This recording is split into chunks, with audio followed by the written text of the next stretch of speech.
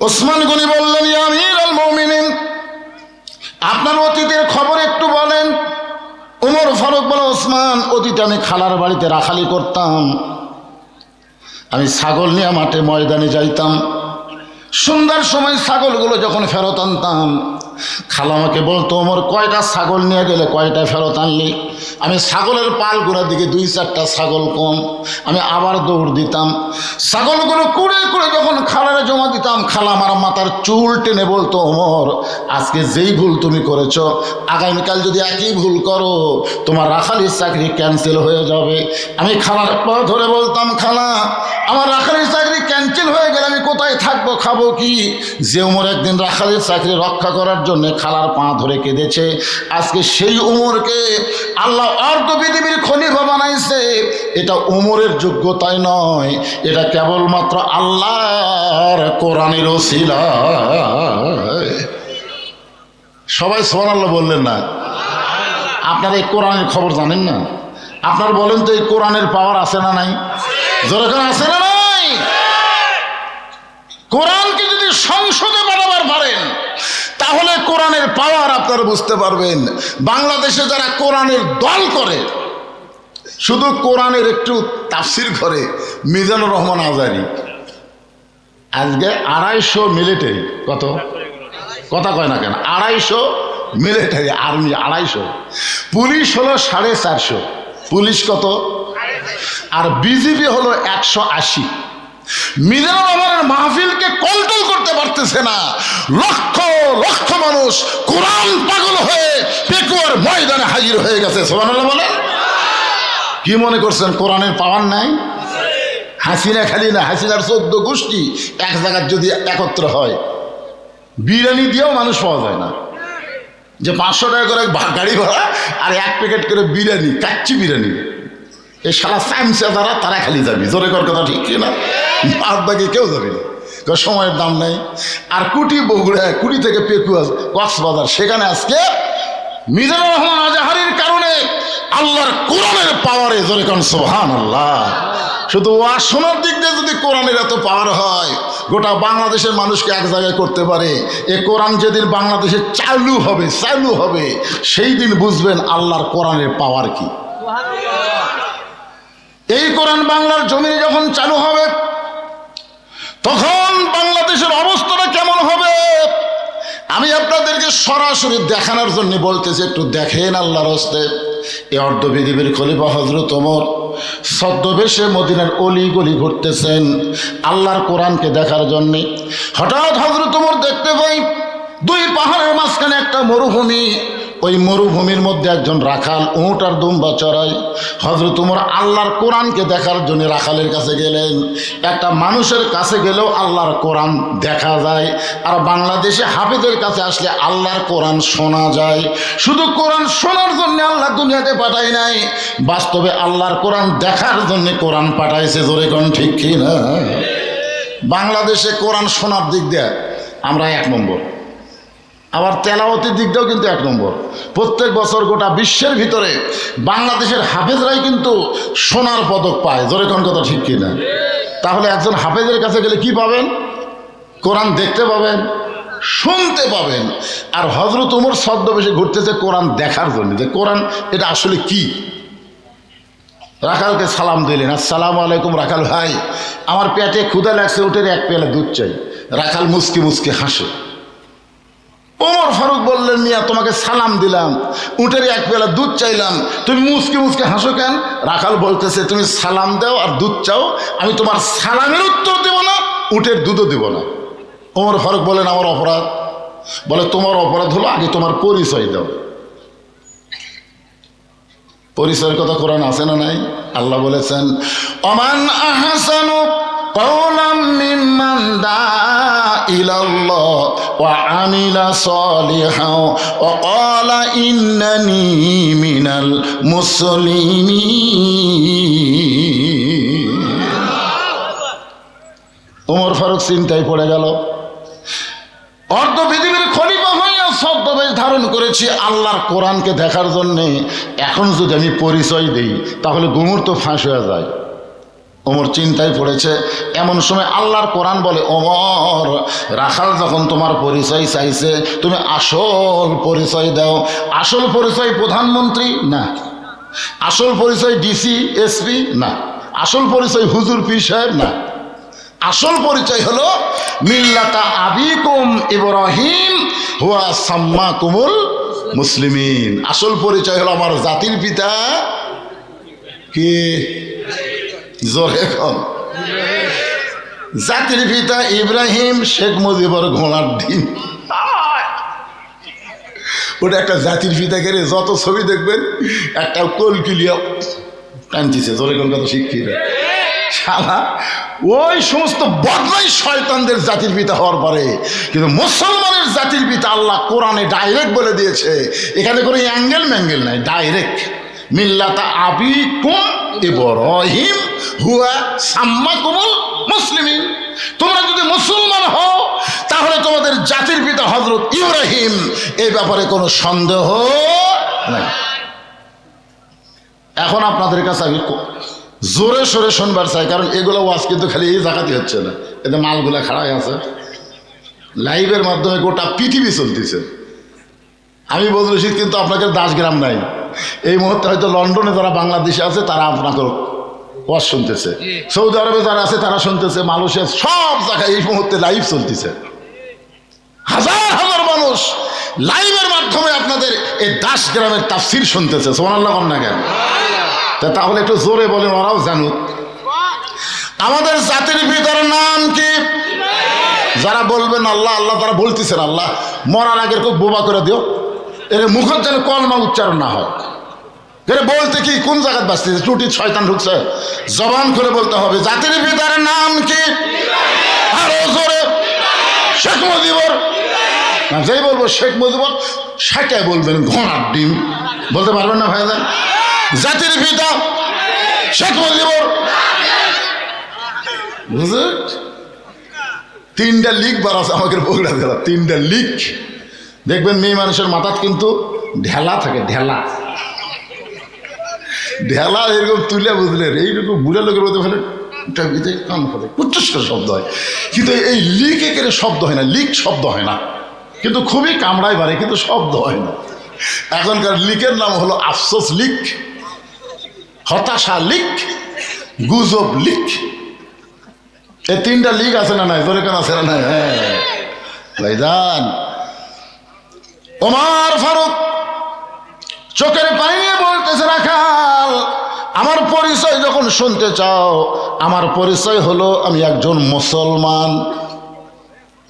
রাখাল মুচকি মুচকি হাসে।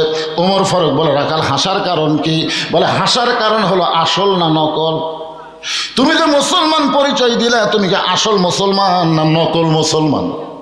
আপনার বলেন তো, আসল আর নকল কেমন? আপনাদের মধ্যে যারা মাগরিব ইশার নামাজ না পড়ে ওয়াজ শুনতেছেন, না কেউ নাই মনে হয়, না কেউ আছেন? হাত তুলবার বলবো না, খালি চিন্তা করেন তো যে ফজরের আগে যদি আপনারা মরে যান, যদি ফজর আগে আল্লাহ মৃত্যু দেয়, এশাও নাই মাগরিবও নাই, ফজরের আগে মরিছে, তখন ফেরেশতা বলতেছে, আল্লাহ ই যে মরল, এর রুহু কি হবে, এর রুহুটা কোন জায়গার ছবি? তখন আল্লাহ বলতেছে, লা সলাতা লা ঈমানা, যার নামাজ নাই তার ঈমানই নাই। লা সলাতা লা দীনা, যার নামাজ নাই তোর ধর্ম নাই। বাইনাল আবদুল কুফরি তরকুস সালাত, বান্দা কাফের মধ্যে পৃথক করার জিনিসটাই হলো নামাজ। এই নামাজই পড়ে নিল কাফের। এখন চিন্তা করেন, নকল মুসলমান আসল মুসলমান। যদি আপনারা আসল মুসলমান হবার চান, তাহলে এই মুহূর্তে নিয়ত করেন, আল্লাহ যা করছি করছি, ফজর থেকে আর নামাজ বাদ দিব না। ফেরেশতা বলে, আল্লাহ এই যে তোমার বান্দা তওবা করলো, ফজর থেকে আর নামাজ ছাড়বে না, এখন খবর কি? আল্লাহ বলে, যত নামাজ না পড়ার পাপ আছে, এই নিয়ত করার সঙ্গে সঙ্গে আমি আল্লাহ মাফ করে দিলাম। এখনো সুযোগ আছে না নাই? ফজরের নামাজ পড়ার সুযোগ আছে না নাই? আপনি যে নিয়ত করলেন যদি ফজর আগে মরে যান, ফেরেশতারা বলবে, আল্লাহ মাগরিব এশার নামাজ না পড়ে ফজর নামাজ পড়ার নিয়ত করে লোকটা ফজর হওয়ার আগেই মারা গেল। আল্লাহ বলে মরে গেলে কি হবে, নিয়তের উপর আমি ওরে জান্নাত দিয়া দিলাম। লা তাকনাতু মির রাহমাতিল্লাহ ইন্নাল্লাহা ইয়াগফিরুয যুনুবা জামিআ ইন্নাহু হুয়াল গাফুরুর রহিম। আল্লাহু আকবার। কোরআন তেলাওয়াত শুনলে আল্লাহু আকবার বলবেন, কারণ কোরআন তেলাওয়াত শুনলে কি হয়, যাদাতুহুম ঈমানা, আল্লাহ তার ঈমান বাড়ায় দেয়। তো ঈমান বাড়ার লক্ষণ চুপ থাকা না, তো ঈমান বাড়ার লক্ষণ হলো আল্লাহু আকবার তাকবীর দেওয়া। জোরে কোন ঠিক কি না? এই তাকবীরে শয়তান বেজার, আল্লাহ খুশি। আপনি সারা জীবন সুবহানাল্লাহ আলহামদুলিল্লাহ যদি জিকির করেন, শয়তান আপনার কাছেই বসে থাকবে, শয়তান লড়বে না। কিন্তু যে আল্লাহু আকবার জোরে বলবেন, রাসূল বলে এত জোরে দৌড় দেয় ওর পিছন দিক দা বাতাস বের হয়। আপনার বলেন তো পিছন দিকের বাতাস মানে কি, বুঝতে পারতেছেন না? কি জোরে দৌড় দেয় শয়তান। তাহলে আল্লাহর কোরআন যখনই তেলাওয়াত হবে তাকবীর হবে কার? লিল্লাহি তাকবীর। জনগণ বুঝুক যে বধূ শুধু একলা নাই। আমার কাছে কি একটা খবর দিল, হুজুর এই দাসগ্রাম আশেপাশে এলাকার যতগুলো মাহফিল হচ্ছে লোক হয় না। আমাকে বলল, আমি খুবই চিন্তার ছিলাম যে আমি তো অনেকদিন পর যাচ্ছি, পরে লোক যদি না হয়। কিন্তু আজকে আসা দেখতেছি কলজা ভরে গেছে ভাই, বসারে জায়গা দিয়ে পারেনি, শত শত মানুষ দাঁড়িয়ে আছে। তাহলে বক্তা একলা আছেন, আপনারাও আছেন। হ্যাঁ, জোরে তাকবীর দিলে এটা একে ইন্টারনেটের মাধ্যমে গোটা বিশ্ব ছড়ে যাবে যে দাস গ্রামে, গ্রামের নাম দাস হতে পারে সব পাকা মুসলমান। হ্যাঁ, এই জন্য সেটা আরেকবার দেবেন, গলা খাঁকড়ে দেন। লিল্লাহি তাকবীর, আল কোরআনের আলো, মুসলমান দুনিয়ার মুসলমান। আওয়ামী লীগ, বিএনপি, জাতীয় পার্টি, জামাত, আমরা সব এক জায়গা থাকবো। জোরে কোন কথা ঠিক কিনা? একটু মনোযোগ দিয়ে শুনবেন। ওমর ফারুক বলে রাখাল মুসলমান তো মুসলমান, এর মধ্যে ওর আসল নকল কি? রাখাল বলে তুমি যদি আসল মুসলমান হও, তুমি দুধ চাইছো কার কাছ? আসল মুসলমান যারা হবে দরকার হলে তারা ফাঁসির মঞ্চে যাবে, কিন্তু রাষ্ট্রপতির কাছে বাঁচার দরখাস্ত লিখবে না। এরকম একজন আসল মুসলমানের নাম হলো মীর কাসেম আলী। মীর কাসেম আলীর নাম শুনছেন? উকিল এসে বলতেছে, স্যার আজকে রাত 12টায় আপনার ফাঁসি হবে। মুসকি হাসিতে বললেন, এখন কয়টা বাজে? বলে এখন তো রাত 9:30 বাজে। আলহামদুলিল্লাহ, এখন 2.5 ঘন্টা। উকিল কয় কে রে, পাগল টাগল হলো নাকি? রাত 12টায় ফাঁসি হবে আর 9:30টায় বলতেছে এখন 2.5 ঘন্টা। তো উকিল সাহেব একটা কাম করেন, আমি একটু ঘুমিয়ে যাই, 2 ঘন্টা পরে আমার ডাক দেন। উকিল কয় এই লোকটার ফাঁসি হবে আর সেই লোক ঘুমাবি? আসলে ফাঁসির কথা চিন্তা করে পাগলা হয়ে গেছে। উকিল যখন চলে গেল, মীর কাসেম আলী ঘুমিয়ে গেলেন। আর মাত্র 8 ঘন্টা আছে। কয় ঘন্টা? 8 ঘন্টা আছে। এমন সময় উকিল এসে দেখে মীর কাসেম আলী নাক ডাকা ঘুম পাড়তেছে, নাক ডাকা ঘুম পাড়তেছে। উকিল কয় কে রে, আর মাত্র 8 ঘন্টা পর ফাঁসি হবে, এরপরে লোকটা নাক ডাকা ঘুম পাড়ে? সময় যখন নাই, উকিল পায়ের আঙ্গুলে গিয়ে এরকম নড়া দিলেন। মীর কাসেম আলী ঘুম থেকে চেতন পায়ে বলতে যে ভাইজান 12টা কি বাজে গেছে? কারণ এখনো বাজেনি, 8 ঘন্টা দেরি আছে। আলহামদুলিল্লাহ, তাহলে আমি অজু করে একটু নামাজ পড়ি। অজু করে নামাজ পড়ে বলতেছেন, ভাই তাহলে এখন তো যাওয়ার দরকার। এই বলে তিনি একটা পাঞ্জাবি গায়ে দিলেন, খুব সুন্দর ইস্ত্রি করা পাঞ্জাবি গায়ে দিয়ে, আতর টাতর দিয়ে, সুরমা টুরমা দিয়ে, মাথার টুপি দিয়ে বলতেছে কেমন লাগতেছে? আলহামদুলিল্লাহ। আমাকে কেমন লাগতেছে? উকিল কান্দে বলে, স্যার আর সামান্য সময়ের পর আপনার ফাঁসি হবে। এরপর আপনি মুচকি মুচকি হাসেন। মীর কাসেম আলী বলে, পাগল রে, আমি কেন ঘুমাইছিলাম তুই জানিস? আমি কেন ঘুমাইছিলাম তুই কি জানিস রে পাগল? আমি ঘুমের মধ্যে দেখতে পাইলাম আমি কেন দেরি করতেছি। আল্লাহ তাআলা 8টা জান্নাতের দরজা আমার জন্য খুলে ধরে আছে। আমি কেন দেরি করতেছি গেছি, উকিল বলে স্যার আপনার ফাঁসি হবে। মীর কাসেম আলী বললেন তোমরা বলো আমার ফাঁসি হবে, কিন্তু আল্লাহর কোরআন বলতেছে আমার মৃত্যু হবে না।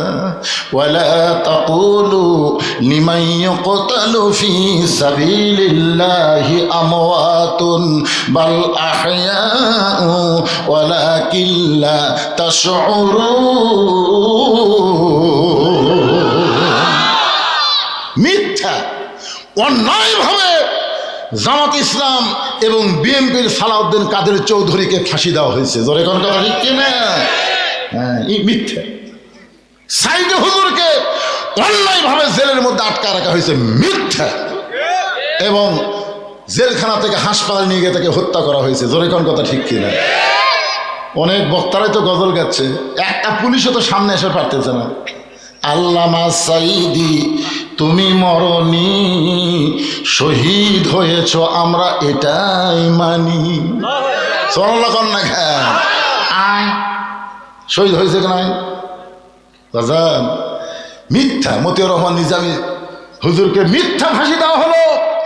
তারা রাষ্ট্রপতির কাছে বাঁচার দরখাস্ত লেখে নেই, কারণ তারা জানে এই পারে দুনিয়া ওই পারে জান্নাত। জোরে কোন কথা ঠিক কি না? একটু মনোযোগ দিয়ে শুনবেন। ওমর ফারুক চোখের পানি নিয়ে বলতেছে রাখাল রে আসলে চাওয়ার ব্যাপার আমার ভুল হয়ে গেছে। রাখাল বলতেছে ভুলটা যখন স্বীকার করছেন তাহলে আল্লাহ আপনাকে তওবা করার সুযোগ দিছে। যারা আওয়ামী লীগ করতো বগুড়া হলো বিএনপির ঘাঁটি। জোরে কান কিসের ঘাঁটি? কথা কয় না। আমি হয়ে আহিনি দেখতেছি বগুড়া হলো বিএনপির ঘাঁটি। এই সারা বিএনপির মধ্যে এই নৌকা কিভাবে ঢুকলো? আমাদের দেশ, আমাদের বগুড়ার তো নদীও কম। জোরে কান ঠিক কিনা? এক নদী আছে করতলা, তো পানিই থাকে না। চিন্তা করি মাথা ঘরে আমার একেবারে বিএনপির ঘাঁটির মধ্যে নৌকা ঢুকলো। তা আমি এখন মাহফিলে বলতেছি যে ভাই নাঙ্গল দিয়ে হাল চাষ করে আমরা ধানের আবাদ করেছি, সেই ধানটা নৌকাত করে নদী পার করে ওই পার গিয়ে আমাদের ধানগুলো মাফা লাগবে, দরকার আছে ডাঁড়ি পড়লা। জোরে কোন কথা ঠিক না? নাঙ্গলের দিন শেষ। একটু মনোযোগ দিয়ে শুনবেন, ইশারা ইঙ্গিতে একটু কথা বলবো, আপনারা বুঝা নেবেন। তারপরে যেই কথা ডাইরেক্ট বলা লাগবে সেটা আমি তো ডাইরেক্ট বলবোই। ওমর ফারুক বলতে রাখাল ভাই আসলেই চাওয়ার ব্যাপার আমার ভুল হয়ে গেছে। রাখালটা বলতে ভুল যখন স্বীকার করছেন তাহলে আল্লাহ তওবা করার সুযোগ দিয়েছে। ওমর ফারুক বলে রাখাল আমি তওবা করতেছি। রাখাল বলে আপনি মূর্খ মানুষ, তওবা কেমনে করবেন? কারণ যে চাওয়ার ব্যাপারে সতর্ক হয় না সে দুনিয়ার সবচাইতে বড় মূর্খ। আমি আপনাকে তওবা পড়াই, আপনি আমার সঙ্গে তওবা পড়েন। এবার রাখাল হযরত উমরকে তওবা পড়াচ্ছে। উমরের চোখ দিয়ে দর দর করে পানি পড়তেছে। আল্লাহ তোমার কোরআন যখন দুনিয়াতে চালু থাকবে, উমর যদি ভুল করে একটা রাখাল পর্যন্ত ভুল ধরে তওবা পড়াবার পারবে। ধরে কর না সুবহানাল্লাহ। আপনাদের দাসগেরা মসজিদে আল্লাহর আইন আছে না নাই? ইমাম যদি 4 রাকাত আসরের 3 রাকাতে বসে, 4 রাকাত আসরের কয় রাকাত?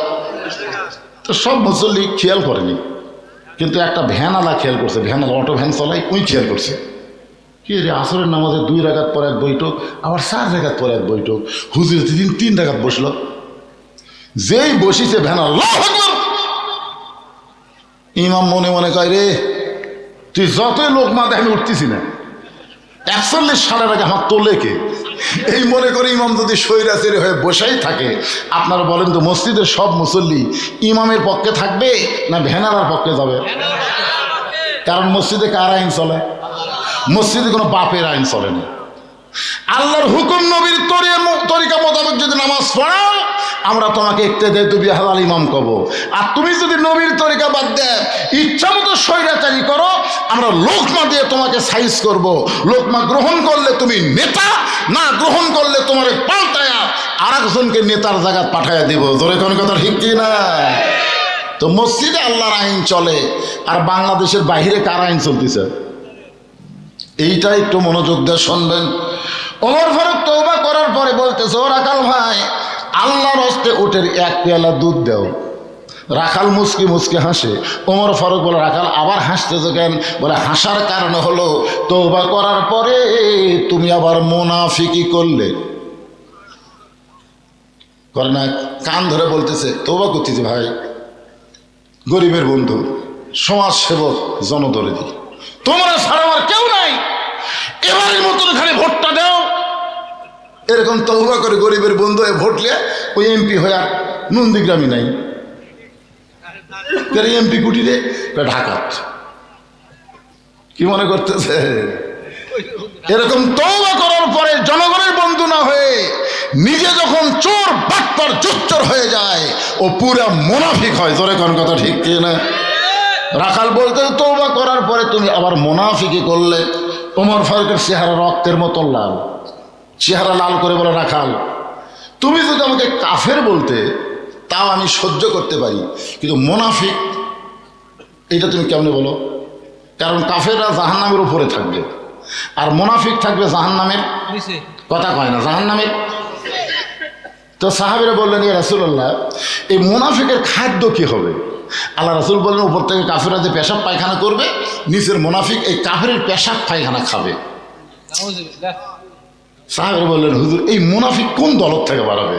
আল্লাহ রাসূল বললেন, আফসোস করে লাভ নাই, এই মুনাফিকের আবাদ হবে মুসলমানের ভিতরে। আর গোটা বিশ্ব খুঁজে বর্তমান শ্রেষ্ঠ মুনাফিকের দেশ হলো বাংলাদেশ। জোরে কোন কথা ঠিক কি না? এরা নবীর প্রতি দরুদ পড়ে, নবীরে সালাম করে মসজিদের ভিতরে, কিন্তু নবীর সমাজ গড়ার কাজে এদের দ্বন্দ্ব মনে বাজে। জোরে কোন কথা ঠিক কি না? নবীর পিছনে নামাজ পড়ে, সামনে কাতারে, মাথায় টুপি পাগড়ি নিয়ে, জুব্বা নিয়ে নামাজ পড়ে। আবু বকর রাদিয়াল্লাহু যেখানে নামাজ পড়ে তার বাম সাইডে, কখনো ডান সাইডে নামাজ পড়ে। এত বড় একজন হুজুর মানুষ সামনে কাতারে নবীর পেছনে নামাজ পড়ে। কিন্তু আল্লাহ যখন নবীর উপর নাজিল করলো, ইয়া আইয়ুহান নাবিয়্যু হাযিল মুমিনিনা আলাল কিতাল, ওগো নবী, যাদেরকে নিয়ে জামাতে নামাজ পড়তেছেন তাদেরকে শুধু মুসল্লি বানালে হবে না, তাদেরকে সৈন্য হিসেবে গড়ে তুলতে হবে। কারণ যে কোনো সময় মক্কার কাফেররা মদিনা আক্রমণ করতে পারে। মক্কার কাফের যদি মদিনা আক্রমণ করে, তখন দোয়া দিয়া দরুদ দিয়া কিন্তু আপনি মদিনা রক্ষা করতে পারবেন না। ওই মক্কার কাফেরদের বিরুদ্ধে অস্ত্র ধরা লাগবে, হুকুম কার। এই আয়াতটা যখন নাজিল হলো, এই টুপিওয়ালা জুব্বাওয়ালা এই তসবিহ ওই নবীর হাঁটুর সাথে হাঁটু লাগাই বলতেছে, হুজুর এটা না গন্ডগোলের আয়াত। আপনারা বলেন তো, আল্লাহর কোনো আয়াত গন্ডগোল আছে? আজকে বাংলাদেশে অনেক হুজুরেরা দেখেন টঙ্গীর জায়গা দখল করার জন্যে মানুষ হত্যা হচ্ছে। জোরে কোন কথা ঠিক কিনা? এরকম যদি বাংলাদেশ দেওয়া হয়, আর কি মারামারি করবি ভাই রে? বাংলাদেশে যত দল আছে প্রত্যেকটা দলের মধ্যে কন্দল আছে না নাই? জোরে কোন আছে না নাই? কিন্তু এমন একটা দল এই বাংলাদেশে আছে যারা নিজের জন্য কোনো কাজ করে না, তারা কাজ করে আমার আল্লাহর কোরআনের জন্য। জোরে কোন ঠিক কিনা? তাদের মধ্যে কোনো মারামারি নাই, কোনো দলাদলি নাই। বাজান একটু মনোযোগ দিয়ে শুনবেন। ওমর ফারুক রাগ করে বলে, রাখাল আমার মধ্যে মুনাফিকের কি দেখলা? রাখাল বলতেছে, লিমা তাকুলু মালা তাফালুন, আপনার মুখের সাথে মনের মিল নেই। আপনি সত্যি করে বলেন তো, আমি কি মালিক? ওমর ফারুক বলতেছে, তুমি তো রাখাল, তাহলে আমি যদি রাখাল হই, তাহলে আপনি রাখালের কাছে আল্লাহর হস্তে উঠে এক পেয়ালা দুধ চাইলেন। আপনি বলেন যতই আল্লাহর হস্তে চান, মালিককে বাদ দেয় রাখাল কোনোদিন দিবার পাওয়ার রাখাল আছে? মনে করেন আমি একটা রাখাল, আমি কিন্তু কোরআনের একটা রাখাল। এখন টেস্ট থেকে যেই নামছি, একজন এসে হাতের মধ্যে 100 টাকা দিয়ে কয়, হুজুর দোয়া করেন। আমি কি দোয়া? কারণ বইয়ের পেটে বাচ্চা আছে, আল্লাহ যেন একটা পুত্র দেয়। যেই বলছে বইয়ের পেটে বাচ্চা আছে, আল্লাহ যেন একটা পুত্র দেয়, তখন তো আমার ক্ষমতা আমি জানি। আমি 3টা মেয়ের বাপ, আমার দোয়া দিয়ে যদি পুত্র হয়, তাহলে 3টার মধ্যে কি একটাও আল্লাহ আমাকে দিত না? আমি ওর কানে কানে বললাম, ভাই আমি 3 মেয়ের বাপ রে। প্রথম মেয়ে হওয়ার পরে দ্বিতীয়বার যখন সন্তান পেটে আসলো, আমি আমার বউ সবসময় নামাজ পড়া দোয়া করছি, আল্লাহ একটা তো মেয়ে দিছো, এইবার একটা পুত্র দাও। কাম হলো না, আবার একটা মেয়ে হলো। তা আমরা স্বামী স্ত্রী দুজনে মন খারাপ করে একেবারে গ্যাপ দিয়ে দিলাম, বাচ্চা কাচ্চা না লেওয়ারই ধান্দা। আমার বড় মেয়ের বয়স যখন 19, আমার মেজো মেয়ের বয়স যখন 15, তখন আমার বাপ এসে বলতে যে, একেবারে আমার 4টা ছেলের মধ্যে 3টারই ছেলে মেয়ে আছে, তোকে আল্লাহ কোনো ছেলে দিবে না। তখন আমি কইলাম, আব্বা 2টা মেয়ে তো আল্লাহ দিছি, আমার কি দরকার? আমার বউ বলতেছে সাইড থেকে, না না আর দিবি না। আমার আব্বা বলতে তুই কি বুড়া হয়ে গেলে বাবা, তুই কি বুড়া হয়েছে? এই কথা বলে আব্বা বাড়ি হয়ে গেছে ইশারা বাস, তাই বুঝতে পারছি আব্বা কি করলো। তখন আমি বাপ মাকে নিয়ে 12 সালে হজ করতে গেলাম। 11 সালে তো আমি করে আসলাম, 12 সালে আমার বাপ মাকে নিয়ে গেলাম। যেখানে যেখানে দোয়া কবুল হয় প্রত্যেক জায়গায় মাকে বলেছি, বাবাকে বলেছি এই জায়গায় বলেন আল্লাহ যেন আমাকে একটা ছেলে দেয়। সব জায়গায় দোয়া করছে। আমি 13 সালে এসে আবার চান্স নিলাম বহুদিন পর, যে বাপ মা একটা মদিনার দোয়া করছে, এইবার ছেলে না হয় যায় কোথায়। আল্লাহ সেইবার আবার একটা মেয়ে দিল। তখন আমি বুঝলাম যে আমার দোয়া দেয়া ওই বইয়ের পেটের বাচ্চা পুত্র হবি না। ওই আমাকে 100 দিছে, ওকে আমি 200 দিলাম। তা হুজুর আমি তো টাকা চাইনি, দোয়া হুজুর হবি না রে পাগলা, আমি 3 মেয়ের বাপ। বলে হুজুর তার আমার টাকা আমার দেন, আপনারটা আপনি দেন। ওরে যখন 100 টাকা দিলাম মারছে দৌড়। আমি পিছন থেকে হাত ধরে বললাম কোথায় যাবি? বলে কাউসারি হুজুরের কাছে যাব। ওই মাহফিলে আমি আর কাউসারি দুইজনে বক্তা ছিলাম। কাউসারির কাছে কয়েক ছেলে আছে মেয়ে আছে, হুজুর ওই ধোয়া। আমি বললাম কোনো হুজুরের কাছে না, কোনো পীরের কাছে না, কোনো মাজারে না, পাবার যদি চাও আসল জায়গা চাও। আসল জায়গা কি? আরো জোরে জোরসে বলুন ইয়াকা নাবুদু ওয়া ইয়াকা নাস্তাইন। যার গোলামি করব তার কাছে চাবো। আমি চাই পাইনি দেখে তুমি পাবা না তা কিন্তু না। বাজান একটু খেয়াল করেন। রাখাল বলতে পথিক সত্যি যদি আল্লাহর রাস্তে উঠে 1 পেয়ালা দুধ চাও, তাহলে এখান থেকে মালিকের বাড়ি হলো 10 মাইল দূরে। ওই মালিকের বাড়ির দরজাকে বলে মালিক তোমার রাখাল উট আর দুম্বা চড়াই, তুমি মালিক যদি হুকুম দাও তাহলে রাখাল আল্লাহর রাস্তে উঠে 1 পেয়ালা দুধ দিবে। ওমর ফারুক বলে রাখাল ভাই এত কষ্ট করে 10 মাইল দূরে মালিকের বাড়ি যাওয়ার দরকার নাই, বরং তোমাকে 2টা টাকা দিলাম, এই 2টা টাকার বিনিময়ে তুমি উঠের 1 পেয়ালা দুধ দাও। রাখাল মুসকি মুসকি হাসের বলে পথিক তুমি কি হযরত ওমরকে চিনো? সুবহানাল্লাহ কোন। রাখাল হযরত ওমরকে লক্ষ্য করে বলে পথিক তুমি কি হযরত ওমরকে চেনো? যদি ওমরকে চিনতা তাহলে এরকম বেসাইদা কথা বলতে পারতা না। ওমরের গুপ্ত বাহিনী যদি দূর থেকে দেখবার পাই, তুমি আমাকে 2 টাকা ঘুষ দিছ, আর মালিক বাদ দিয়ে তোমাকে উঠে 1 পেলা দুধ দিলাম, তাহলে তোমাকেও ধরবে আমাকেও ধরবে। এই বয়সে কি তুমি ধরা পড়বার চাও? ওমর ফারুক বলে রাখাল ভাই তাহলে চলো পাহাড়ের গুহার মধ্যে যাই, ওই গুহার মধ্যে গিয়ে গোপনে তোমাকে 2টা টাকা দিব, আর তুমি গোপনে উঠে 1 পেলা দুধ দিবে। তোমার মালিকও জানতে পারবে না, ওমরের গুপ্ত বাহিনীও ধরতে পারবে না। রাখাল চিল্লাই বলে তুমি ভণ্ড, তুমি ভণ্ড, তুমি ভণ্ড। ওমর ফারুক বলে রাখাল আমার মধ্যে ভণ্ডামির কি দেখলা? রাখাল বলে পথিক যেখানে ওমরের গুপ্ত বাহিনী দেখতে পায় না, আমার মালিক জানতে পারে না, সেখানে রাখালের আল্লাহ দেখতে পায়। সঙ্গে সঙ্গে হয়তো ওমর মারছে দৌড়। 1 দৌড়ে পাহাড়ের পাদদেশে গিয়ে জায়নামাজ বিছায় আল্লাহর কাছে বলতেছে আল্লাহ তোমার কোরআন এত সুন্দর, তোমার কোরআন এত সুন্দর, তোমার কোরআন যখন দুনিয়াতে চালু থাকবে তখন প্রত্যেকটা মুসলমান বিশ্বাস করবে কেউ না দেখলেও আল্লাহ দেখতেছে। তোর এখন কথা ঠিক কিনা? আজকে আসরে নামাজ পড়ে এসে তুমি ধান দেখে গেছে, যা দেখো ওপর তুমি পানি চলমল করতেছে, আর নিচে তুমি পানি নেই। এখনই আসরে নামাজ পড়ে যাচ্ছে, কপালত নামাজের দাগে আছে, ওই চারিদিকে তাকাচ্ছে, কেউ নেই। আস্তে করে বসে আইল কাটা দিয়ে ওই পানি দিয়ে হাত ধোছে, ধুই আবার দাঁড়ায় বলতেছে আলহামদুলিল্লাহ কেউ দেখেনি, আলহামদুলিল্লাহ কেউ দেখেনি। কোন জায়গা শুক্রিয়া কোনটা করা লাগবে? আপনার বলে তো ওই লোকটার নামাজ আছে কিন্তু কি নাই? এই ঈমান না থাকার কারণ হলো এই। ওমর ফারুক পাগলের মতন কান্দার বলে আল্লাহ তোমার কোরআন এত সুন্দর, আমি রাখালকে দেখি নাই আল্লাহ এতক্ষণ পর্যন্ত, রাখালের ভিতরে তোমার গোটা কোরআন আমি দেখতে পাই। রাখাল পিছনে এসে বলতেছে পথিক যতই কান্দ উটের দুধ আমি দিবার পারলাম না, তুমি যতই কান্দ উটের দুধ আমি তোমাকে দিবার পারলাম না। ওমর ফারুক বলে রাখাল ভাই উটের দুধের কোনো দরকার আমার নাই, বরং তোমার কাছে আমি জানতে চাই তুমি না দেখা আল্লাহকে কলিজার মধ্যে জায়গা দিয়ে তুমি যে আল্লাহর কোরআন অনুযায়ী চলতেছ, এর বিনিময়ে তোমার চাহিদা কি? হুজুর আপনি যে 50 বছর কোরআনের হক তাফসীর করলেন, এরপরও 13 বছর আপনাকে জেলখানায় বন্দি করে রাখলো, হাসপাতাল নিয়ে গিয়ে আপনাকে হত্যা করলো, আপনি এত কিছু করলেন, আপনার চাহিদা কি হুজুর? একটা চাহিদা নাই? আমির হামজা 3 বছর জেলখানাত বন্দি থাকলো, চ্যাংড়া বলছি একটা বাচ্চার জন্ম দিয়ে আসা দেখি বাচ্চার চিনে না, বাচ্চার বাবক চিনে না, কারণ 3-4 মাসের বাচ্চা থিয়া জেলত গেছে, আসা দেখে যে 4 বছর হয়ে গেছে, আর চিনে।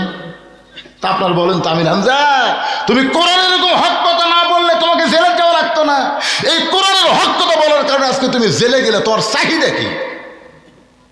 মিজানুর রহমান, যে বাংলার মানুষ তোমার জন্য পাগল, সেই বাংলা থুয়ে তুমি মালয়েশিয়ার থাকলে কেন? আজকে আবার কি জন্য আসলে? তোমার চাহিদা কি? প্রত্যেকটা মানুষের একটা চাহিদা আছে, আছে না নাই? জোরে করে আছে না নাই? হযরত ওমর বলে, রাখাল না দেখে আল্লাহকে কলিজার মধ্যে জায়গা দিয়ে আল্লাহর কোরআন অনুযায়ী চলতেছো, তোমার চাহিদা কি?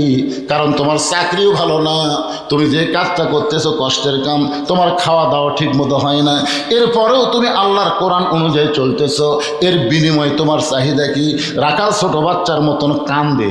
এতক্ষণ রাখাল খালি হেসে হেসে কথা বলেছে, এবার রাখাল কান্দের বলে, পথিক আমার চাহিদার কথা শুনতে চাইলে তাহলে শোনো, আমার চাহিদা হলো রব্বানা, পড়েন সবাই, রব্বানা আতিনা ফিদ দুনিয়া হাসানাতাও ওয়া ফিল আখিরাতি হাসানা ওয়া কিনা আযাবান্নার। আল্লাহু আকবার। ওমর ফারুক বলে, রাখাল আমি তোমার চাহিদার কথা শুনতে চাইলাম, আর তুমি আমাকে কোরআনের আয়াত শোনালে। রাখাল বলে, তুমি আসলেই মূর্খ। ওমর ফারুককে বলতেছে, তুমি আসলেই কি? যে কয় মূর্খ, নবী বলেছে আমার পরে কেউ নবী হলে ওমর হতো। আর রাখাল বলে, তুমি আসলেই মূর্খ। আরে মেয়ে, আয়াতের মধ্যে আমি 2টা চাহিদার কথা বলছি, একটা হলো দুনিয়ার সৌন্দর্য, আর একটা হলো আখিরাতের সৌন্দর্য। ফিদ দুনিয়া হাসানা ওয়া ফিল আখিরাতি হাসানা। দুনিয়ার সৌন্দর্য হলো মহামানব হযরত ওমরকে আমি এক নজর দেখতে চাই, যে ওমর আল্লাহর কোরআনের আইন চালু করার কারণে আমার মতন রাখাল না দেখে আল্লাহকে কলিজার মধ্যে জায়গা দিবার পারছি। সেই হযরত ওমরকে যদি একটাবার দেখতে পাইতাম, দুনিয়ার চাহিদা আমার মিটা যাইত। আমার 2 নম্বর চাহিদা হলো, আমি রাখাল যখন মরে যাব, মরার পরে অধম রাখালকে আল্লাহ যেন জান্নাত দেয়। 1 নম্বর চাহিদা কি? ওমর দেখা মানে ভালো নেতা দেখা। পাগলা, আপনাদের চাহিদা কি? আগামীতে আপনারা কেমন নেতা দেখবার চাচ্ছেন? যেই নেতা নামাজ পড়ে শুধু পড়াবার পারে না, আর কতক নেতা আছে নামাজ পড়ে আবার পড়াবার পারে, দরকার হলে জুম্মার দিনে খুতবাও দেয়। জোরে কোন কথা বল না। এখন আপনারা খবর হুজুর অ্যাঙ্গেলে কি মারতেছে রে? এটা অ্যাঙ্গেল নয় রে বাবা, ডাইরেক্টই মারতেছে। হযরত ওমর চোখের পানি নিয়ে দৌড়ে গিয়ে রাখালের হাতটা ধরে 3টা চুমা খাইলেন। এক দৌড়ে গিয়ে এভাবে হাতটা ধরে 3বার চুমা খাইলেন। রাখাল কয়, পাগল নাকি? আমার ঘামা হাতে 3টা চুমা দিলে। ওমর ফারুক বলে, রাখাল তোমার 2 নম্বর চাহিদা আল্লাহ পুরা করছে, মরার সঙ্গে সঙ্গেই আল্লাহ তোমাকে জান্নাত দিয়ে দিবে। আপনারা তো সুবহানাল্লাহ বলেন, কিন্তু রাখাল সুবহানাল্লাহ কয় না। ওমর ফারুক বলে, রাখাল মরার সঙ্গে সঙ্গে আল্লাহ তোমাকে 8টা জান্নাত দিয়ে দিবে। রাখাল সুবহানাল্লাহ কয় না। ওমর ফারুক বলে, রাখাল মরার সঙ্গে সঙ্গে আল্লাহ তোমাকে জান্নাত দিবে। রাখাল মুচকি মুচকি হাসার বলে, পথিক এতক্ষণ মনে করছিলাম তুমি বোকা, কিন্তু এখন দেখছি তুমি খুব চালাক। ওমর ফারুক বলে, আমি কি চালাকি করলাম? বলে, মরার পরে জান্নাত দিবে, এই বাকি কথা তুমি সহজেই বলতে পারো, কিন্তু হযরত উমরকে এক নজর দেখতে পাবো, এই নগদ কথা বলতে তোমার কোন জাকাত বাজে? মরে গেলে জান্নাত, এটা সবাই কয়। টাকা দিল 10, বেশ তো ফসাফস, টাকা দিল 20, বেশ তো দিয়ে দিস। কতগুলো বক্তা আছে, মিলানি বক্তা, মিলে মিলে দেয় না? এই সকালবেলা আদায় করে দেখবেন প্রত্যেকটা কথাটা মিলে মিলে কয়। তাহলে মরার পরে জান্নাত পাবো, এই বাকি কথা তুমি বলতেছো, কিন্তু হযরত উমরকে এক নজর দেখতে পাবো, এই নগদ কথা বলতে তোমার কোন জায়গায় বাজে? উমরের চোখ দিয়ে দর দর করে পানি পড়তেছে। যে রাখাল আমাকে তওবা পড়াইছে, যে রাখাল আমাকে মুনাফিক কইছে, যে রাখাল আমাকে ভণ্ড কইছে, এখন যদি বলি আমি উমর, বলাও সারা, রাখাল হাত ফেল করে মরাও সারা। ওমর ফারুক চিন্তায় পড়ে গেলেন কি করবে। এমন সময় আল্লাহর কোরআন বলতেছে উদউ ইলা সাবিলি রাব্বিকা বিল হিকমা। ওমর তুমি ডাইরেক্ট যদি বলবার না পারো তাহলে হিকমত অবলম্বন করে বলো। ওমর ফারুক বলে রাখাল ভাই সত্যিই যদি ওমরকে দেখতে চাও তাহলে ফজরের নামাজ তোমাকে সামনে কাতার আদায় করা লাগবে। ফজরের নামাজ যদি সামনে কাতার আদায় করতে পারো, মেহরাবের মধ্যে যেই মানুষটাকে দেখবা ইমামতি করতেছে ওই মানুষটি হলেন হযরত ওমর। আল্লাহর কোরআন দিয়ে যখন বাংলাদেশ চলবে, প্রত্যেকটা এমপিকে নামাজ পড়লে হবে না, পড়ানো লাগবে। আমার মসজিদে 3 মুসল্লি হুজুর আসেনি, আমি কেবল ঢুকবার যা দেখি ওরা খালি বারবার ঘড়ি দেখতেছে, বারবার, আর দরজার দিকে তাকে আছে হুজুর ঢোকে না কেন। ওরা নামাজ পড়ে ঠিকই, পড়াবার পারে না, বুঝলেন, বারবার ঘড়ি দেখতেছে। তো আমি ঢুকলাম না, তখন ঢুকলি তো আমার সামনে দিবি। আমি একটু ব্যাগ গেট দিয়ে জানলার ফাঁক দিয়ে তাকাই দেখি এই 3 জনের মধ্যে একটা আওয়ামী লীগ, একটা বিএনপি আর একটা জামাত আমার এলাকায়। এখন বলতেছে যে একটা হুজুর এলো না রে, এখন আমরা কি একলা একলা পড়বো নাকি? আওয়ামী লীগ বলতেছে জামাত করি, তো জামাত বলতেছে তাহলে সামনে যাও। তখন বলতেছে ভাই করি রে, পড়াবার জানি না। তখন জামাত ইসলাম বিএনপি বলতেছে ভাই তোর খবর কি? খুব পারলে আকামত পারবো, কিন্তু আমি সামনে যাবো না। তখন বলে আওয়ামী লীগ পারে না পড়াবার, তুই আকামত দিব, তার সামনে কে যাবি? আওয়ামী লীগ ঠেলা দেখা, তুই যা, তুই যা। তাই আমি কিন্তু জামাত রে, আমি জামাত, যুদ্ধ অপরাধী রাজাকার, নিয়ত করার সময় একটা কিন্তু 2000 রাজাকার কবি না কি কবি? তখন ভাই পাগলা তুই বাইরের কথা ভিতরে লিখেন, আমি আওয়ামী লীগ, তুই জামাত, তুই বিএনপি, ওটা বেড়াচ্ছি। ভিতরে আমরা 3 ভাই একসঙ্গে জামাত করতে চাই। এটা কোন জামাত? নামাজের জামাত করলে কেউ বেজার হবে না, তাবলীগ জামাত করলে কেউ বেজার হবে না, কিন্তু জামাতে ইসলাম বললে অনেকের কলিজাত আগুন ধরবে। ইসলামের জামাত যারা পছন্দ করে না, ওদের একটা ইবাদত আল্লাহ কবুল করবে না। ওয়াতাসিমু বিহাবলিল্লাহি জামিআ ওয়া লা তাফাররাকু। ইসলামের শত্রুরা লিল্লাহি তাকবীর। এখানে ইসলামের কোনো শত্রু নেই, যদিও শত্রু থাকে আজকের আলোচনার পরে উই আর শত্রু থাকবে ইনশাআল্লাহ। সবাই কর ইনশাআল্লাহ। দেখেন আপনারা বলেন তো যে ইসলামের জামাত, ইসলামের জামাতের কথা কোরআন আছে না নাই? ওয়াতাসিমু বিহাবলিল্লাহি জামিআ ওয়া লা তাফাররাকু। একতাবদ্ধ হয়ে জামাতবদ্ধভাবে আল্লাহর রজ্জুকে তোমরা আঁকড়ে ধরো। মসজিদের মধ্যে গেলে যেমন গোড়ালির সঙ্গে গোড়ালি মিল করি, কিভাবে আমরা জামাত করি একটু খেয়াল করেন। আল্লাহর বান্দারা, ওমর ফারুক বলতেছে রাখাল ভাই সত্যিই যদি ওমরকে দেখতে চাও তাহলে ফজরের নামাজ তোমাকে সামনে কাতারে আদায় করা লাগবে। সামনে কাতার থেকে মেহরাবের মধ্যে যেই মানুষটাকে দেখবা ইমামতি করতেছে ওই মানুষটি হলেন হযরত ওমর। রাখাল কাঁদতেছে। ওমর ফারুক বলে রাখাল কান্দো কেন? বলে কান্দার কারণ হলো আমি বারান্দার নামাজ পড়ি, আমি বারান্দার নামাজ পড়ি, আমি মসজিদের ভিতরে ঢোকার সাহস কোনোদিন পাই না। ওমর ফারুক বলেন কেন? বলে মসজিদের মধ্যে নবীর দামি দামি সাহাবী থাকে, সে জায়গাতে আমি রাখাল যাওয়ার পারি? ওমর ফারুক বলে রাখাল তুমি কম দামি আর মসজিদের মধ্যে দামি, এই কথা তো কোরআনের কোনো জায়গা নাই। কোরআনের কথা হলো ইন্না আকরামাকুম ইনদাল্লাহি আতকাকুম। ওই ব্যক্তি সবচাইতে দামি হয় যার কলিজার মধ্যে আল্লাহর বেশি ভয়। আপনার মনে করতেছেন সিয়ারত বসে ওয়াজ করতেছি আমি বেশি দামি, আর আপনার নিচে বসে ওয়াজ শুনতেছেন আপনার কম দামি।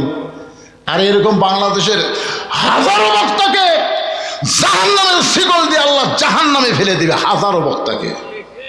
অনেক বক্তা আছে ওয়াজ করে নিজেই ফজরের নামাজ জামাতে পড়ে না, এরকম বক্তা আছে না নাই? আল্লাহ রাসূল বলেছেন 2টা ওয়াক্ত নামাজ জামাতে না পড়লে তুই মুনাফিক হয়ে যাবি, একটা হলো ইশার নামাজ, একটা হলো ফজরের নামাজ। কি মনে করতেছেন? হয়তো হাসরে দেখা যাবে যে আমার জিহ্বার মধ্যে বসি লেগে ফেরেশতারা আমার জাহান্নামে দিয়ে যাচ্ছে, আর আপনারা সবাই জান্নাতে যাচ্ছেন। আপনাদের মধ্যে একজন বলে হুজুর কি খবর? আমরা আপনার ওয়াজ শুনে আমল করে জান্নাতে যাচ্ছি, আর আপনাকে জাহান্নামে নিয়ে যাচ্ছে। আল্লাহ তখন বলবে এই বক্তার কথার সাথে আমলের মিল নাই রে। তখন আপনারাই হয়তো বলবেন, আল্লাহ হুজুরের ওয়াজ শুনে আমরা জান্নাতে যাচ্ছি, হুজুরক না হয় জান্নাত দেন। আল্লাহ তখন বলবে ওয়ালা তাস্তাহি আনফুসুকুম, এই জান্নাতীদের কথার দ্বারা আমি জাহান্নামী বক্তাকে আবার জান্নাত দিয়ে দিলাম। বুঝছেন? আপনাদের উসিলাই আল্লাহ হয়তো আমাকে জান্নাত দিবার পারে। আল্লাহ বলেছেন লিমা তাকুলু মা লা তাফালুন, কথা বলবে ভালো ভালো, আমল করবা না। এই দুনিয়াতে বক্তা হও, হুজুর হও, পীর সাহেব হও, কিন্তু আসল জায়গায় গিয়া ধরা খাবা। জোরে বলেন কথা ঠিক কিনা? ওমর ফারুক বলে, রাখাল ভাই তুমি কম দামি আর ভিতরে দামি দামি, এই কথা তোমারে কে বুঝাইলো? ফজর নামাজ সামনে কাতারে আদায় করো। রাখাল বলতেছে আজকে এশার নামাজ পড়ার পরে আমি আর বাড়িতে যাচ্ছি না। ওমর ফারুক বলেন কেন? বলে এশার নামাজ পড়ে বাড়িতে গেলে ফজর সামনে কাতারে পাওয়া যাবে, তাই আমি এশার পর থেকেই ফজর নামাজ সামনে কাতারে যাওয়ার চেষ্টা করব। ওমর ফারুক বললেন, রাখাল বলো তো ফজর থেকে জোহর আর এশা থেকে ফজর এই দুই ওয়াক্ত লম্বা কেন? খুব খেয়াল করবেন, এশা থেকে ফজর আর ফজর থেকে জোহর এই দুই ওয়াক্ত লম্বা কেন? রাখাল বলতেছে আমি তো বলতে পারি না ভাই।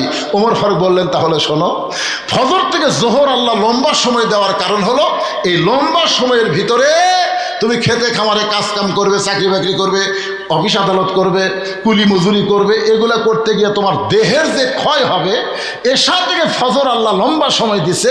এই লম্বা সময় ঘুম পারলে ওই ক্ষয়টা আল্লাহ ঘুমের মাধ্যমে পুরো করে দিবে। সুবহানাল্লাহ, জোরে কন না কেন? ঘুম হচ্ছে আল্লাহর একটা মস্ত বড় নিয়ামত। কি বুঝতেছেন?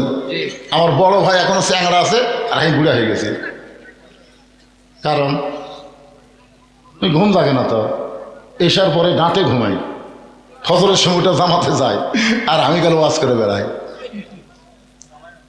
বুঝলেন? খুব খেয়াল করবেন, ঘুম একটা আল্লাহর নিয়ামত। এই যে সন্ধ্যার সময় ওয়াজ করে আসলাম বগুড়াতে, এর চাইতে 5 গুণ লোক বেশি সন্ধ্যার সময়। কারণ সন্ধ্যার সময় ওয়াজ শুনে শান্তি, এশার নামাজ পড়ে ডাঁটে ঘুম দিবি, ফজর জামাত পড়বি। ঠিক না? 100 বার ঠিক। আজকে দিনের বেলা একটা মাহফিল করলাম, দিনের বেলা, ওখানেও তো দেখলাম মানুষ ওর তাও জুম্মা নামাজের আগে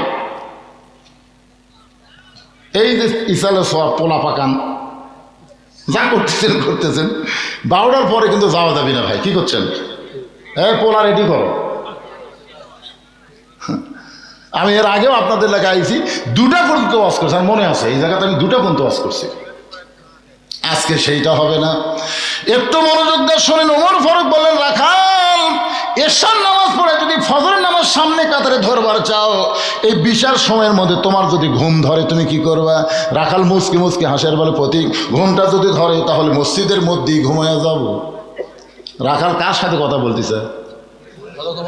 রাখাল জানে এমন একটা বেয়াদবি কথা বলছে, ঘুম যদি ধরে মসজিদের মধ্যেই ঘুমাবো। ওরে বাবা রে, এটা কার কাছে রে? উমরের চেহারা রক্তের মতো লাল হয়। মসজিদের মধ্যে ঘুম পাড়ার দলিল দে। মসজিদের মধ্যে তুই ঘুম পাড়বি, তাকে দলিল লাগবি না? জোহরের নামাজ পড়ে সবাই চলে গেছে, ওরা 3 জন 4 ফ্যান দিয়ে গল্প করতেছে। এবারে আলুতে এবার ভালোই দাম হলো রে, সামনে এবার কি হবে? যে আলু লাগাছে ভাই। 3 জন মিলে 4 ফ্যান দিয়ে গল্প করতেছে।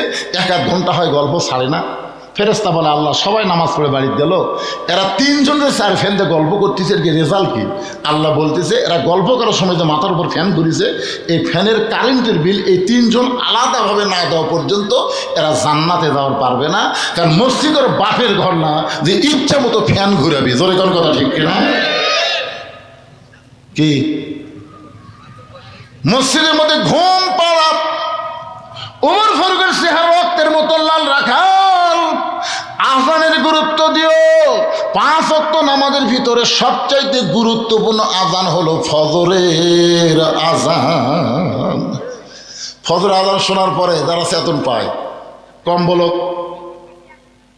লাগতে মারে মিন শার ওয়াসফিল খান্নাস, ওই সময় যা মজা লাগে বুঝলেন।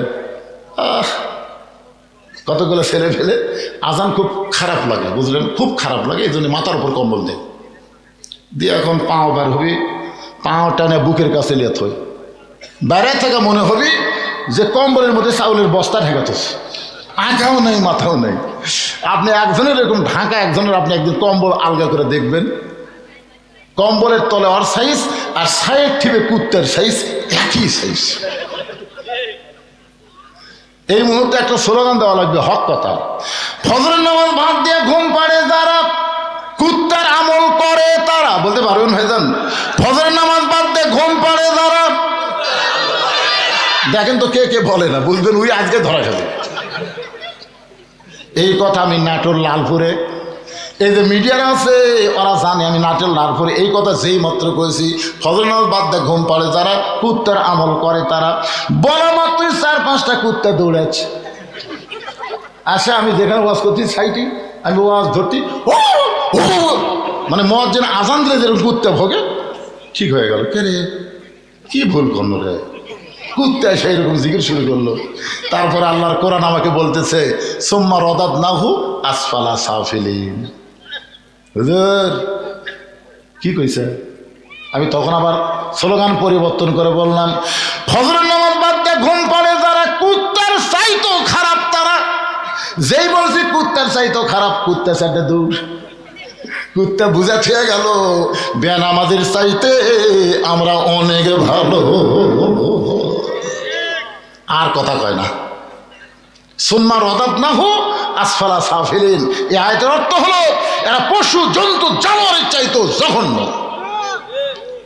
আগে আল্লাহ বলেছেন, লাকাদ খালাকনাল ইনসানা ফি আহসানি তাকবীম সুম্মা রাদাদনাহু আসফালা সাফিলিন।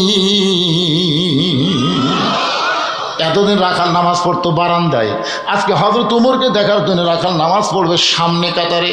যেই মাত্র মুয়াজ্জিন ফজর আযান দিয়েছে, রাখাল জোরে জোরে মসজিদের দরজায় এসে দোয়া পড়তেছে, আল্লাহুম্মা ফতাহলি আবওয়াবা রাহমাতিক। ডান পা দিয়ে রাখাল মসজিদের মধ্যে ঢুকে সামনে কাতারে যখন যাবার চায়, প্রত্যেকটা সাহাবী নড়ে সরে রাখালকে যাওয়ার রাস্তা করে দেয়।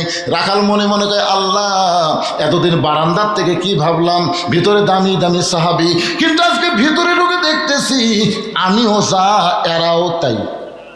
সুবহানাল্লাহ না? হ্যাঁ, আপনি ভিতরে না ঢুকলে বুঝতে পারবেন তো।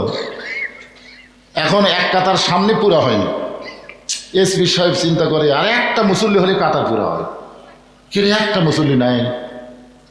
এসপি তাকায় দেখে দরজা চৌকিদার খাড়া হয়ে আছে, মসজিদের দরজার কে খাড়া হয়ে আছে?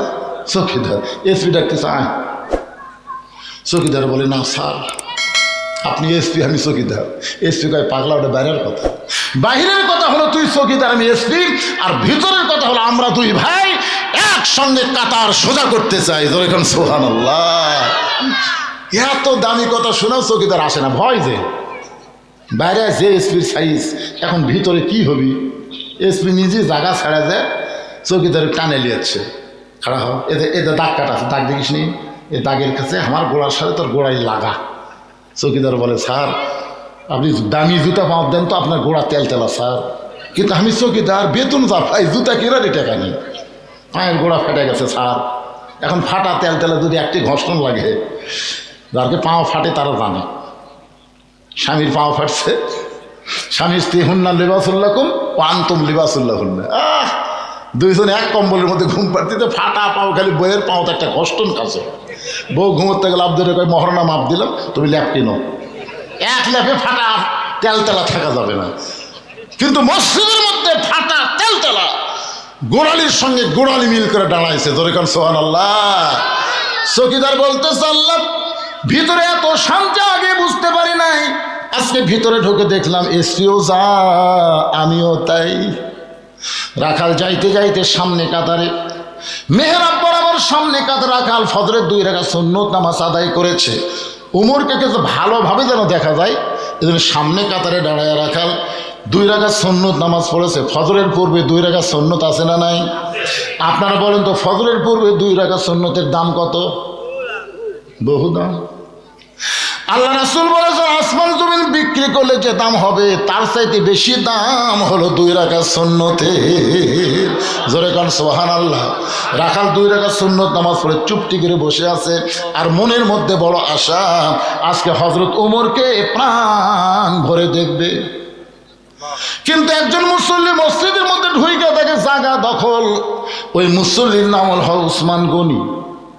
ওসমান গনি মসজিদের মধ্যে ঢুকে দেয় করে আমার জায়গাত কে বসে আছে রে। ওসমান গনি একটু দেরি করছে তো, আর রাখাল মানে দেখার জন্য সবার আগে আছে। ওসমান গনির জায়গা দখল।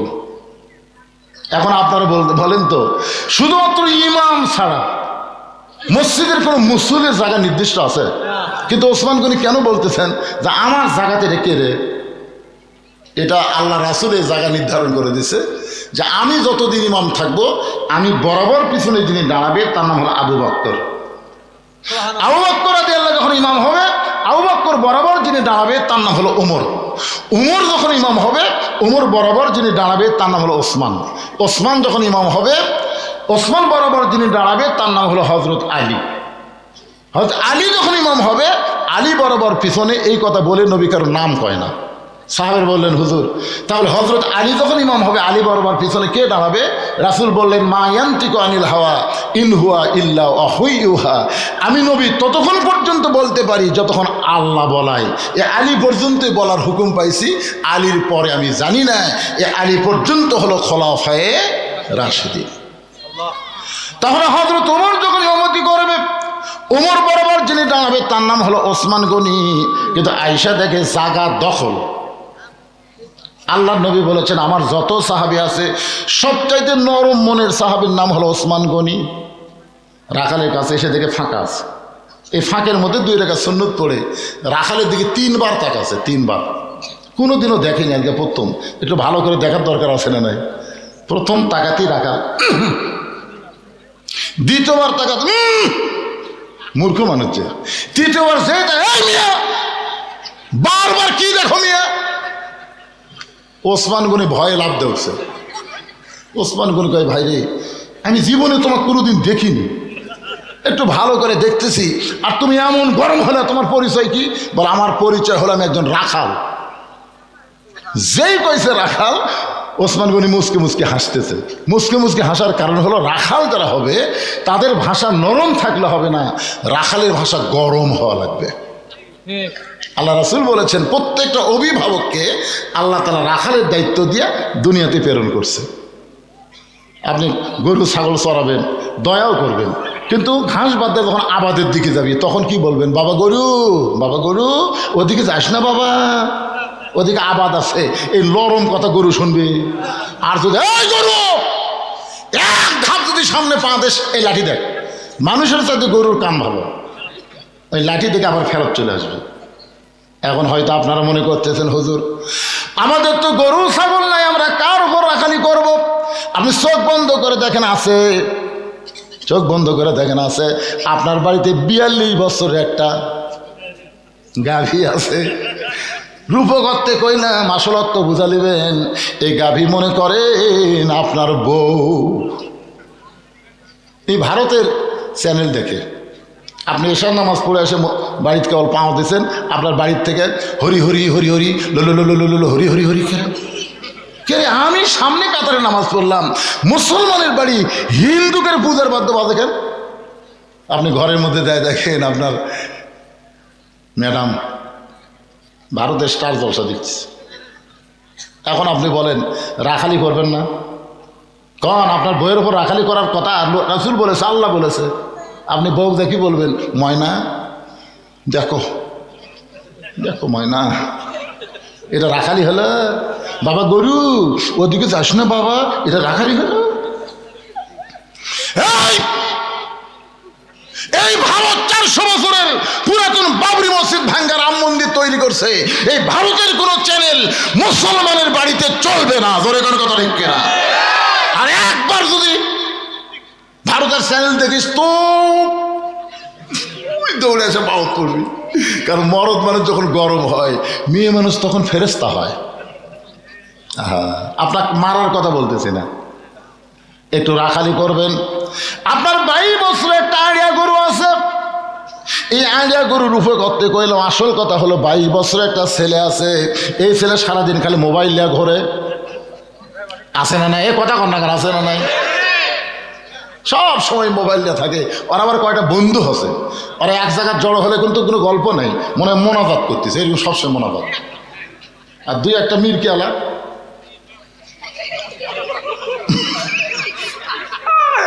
এই 3-4 জন একটি বসে আছে, গল্প নাই কথা নাই, খালি লোক ঝোঁকায়। ওই দিক দিয়ে একটা কুত্তে যাচ্ছে, কুত্তে যায় আর চিন্তা করে এগুলো কি গাছের গোড়া না মানুষের।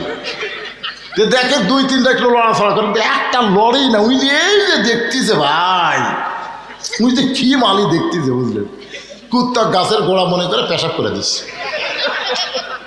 পিছন দিকে তাকে দেখে পিঠ ভিজা গেছে, কুত্তা হাঁটা যাচ্ছে।